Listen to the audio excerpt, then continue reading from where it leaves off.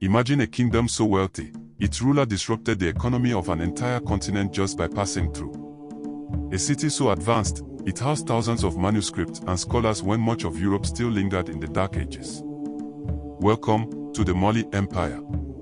In this episode, we journey into the golden sands of West Africa to uncover the spectacular rise, reign, and mysterious decline of one of the greatest empires in African history.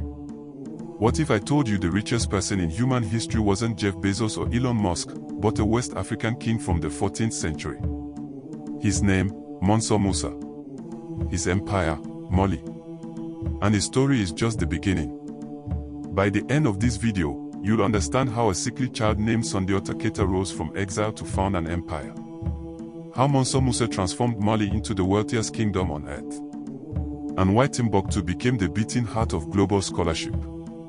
But here's the challenge: the history of Mali wasn't written in European castles. It lived in oral epics, desert libraries, and the memories of griots, traditional West African storytellers. Today, historians must piece together the fragments, from Arabic scholars like Ibn Khaldun and Al-Mori, to surviving manuscripts buried in the sands of Timbuktu. Our story begins in the early 13th century. Sundiata Keita, a prince of the Malinki people, was born unable to walk. According to oral tradition, he defied his physical challenges and eventually rose to lead his people after years of exile. Sundiata's defining moment came at the Battle of Kyrenia in 1235 CE, where he defeated the powerful sorcerer king Sumaoro Kante of the Soso kingdom. This victory was more than just a military triumph, it symbolized the unification of the Mandinka tribes under a new political and cultural identity. He established Niani as the empire's capital and created the Bara, a consultative assembly of clan leaders, military generals, and spiritual advisors. This early form of constitutional government allowed for shared governance and social cohesion. Sundiata's reign laid the foundational structures of what would become one of Africa's most influential empires. Mansa Musa, often considered the greatest ruler of the Mali Empire, ascended to the throne in 1312 CE. Under his leadership, Mali reached the peak of its territorial expansion and economic prosperity. Musa's empire spanned over 2,000 miles, from the Atlantic Ocean in the west to the edges of modern-day Niger in the east. He controlled major trade routes that moved gold, salt, ivory, kola nuts, and slaves across the Sahara into North Africa and the Mediterranean.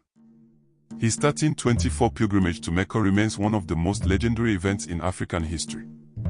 Musa traveled with a caravan of 60,000 men, including 12,000 slaves and hundreds of camels carrying gold. He distributed so much wealth in Cairo that it caused a decade-long inflation crisis, devaluing gold in Egypt for years.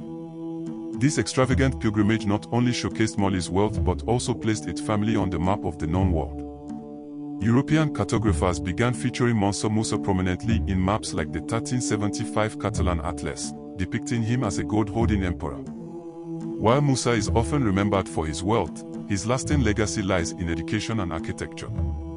On his return from Mecca, he brought back architects and scholars to enhance the intellectual and spiritual life of Mali. One such figure was Abu Ishaq al-Sahili, an Andalusian architect who designed the iconic Djinguereba Mosque in Timbuktu. This mosque still stands today, made of mud brick and wood, and is one of the oldest centers of Islamic worship in Africa. Timbuktu became a thriving hub for Islamic scholarship. The city housed the famous Sankore University, where thousands of manuscripts on science, philosophy, medicine, and theology were written, copied, and taught.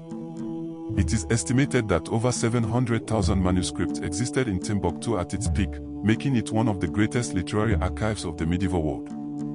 After the death of Mansa Musa in 1337, the Mali Empire began to weaken. His successors were not as capable, and internal strife undermined the stability that Musa had established. Provinces began to secede, and external threats grew. By the late 15th century, the Songhai Empire, once a vassal state under Mali, rose to dominance under the leadership of Sunni Ali and Askia Muhammad. They captured Timbuktu and Gao, and by 1500, Mali was a shadow of its former self. Yet, its cultural and intellectual contributions lived on. The knowledge stored in its manuscripts, the legacy of its political institutions, and the memory of its golden age continued to inspire generations. Now that we've walked through Mali's rise and fall, let's visualize its expansion. As you watch this, note the interconnectedness of trade, religion, and governance that made Mali not just an empire of gold, but an empire of ideas. This is not just the tale of a wealthy empire. It is the epic of resilience, innovation, and vision. It is the story of a people who valued knowledge as highly as treasure, and rulers who expanded not only borders but minds. It is the story of the Mali Empire, a forgotten superpower whose legacy still echoes through Africa and the world. In our next episode, we dive deeper into the story of Sundiata, where myth and memory collide, and heroes are born from the ashes of hardship. Subscribe, and join us as we clear the mist around Africa's greatest untold stories.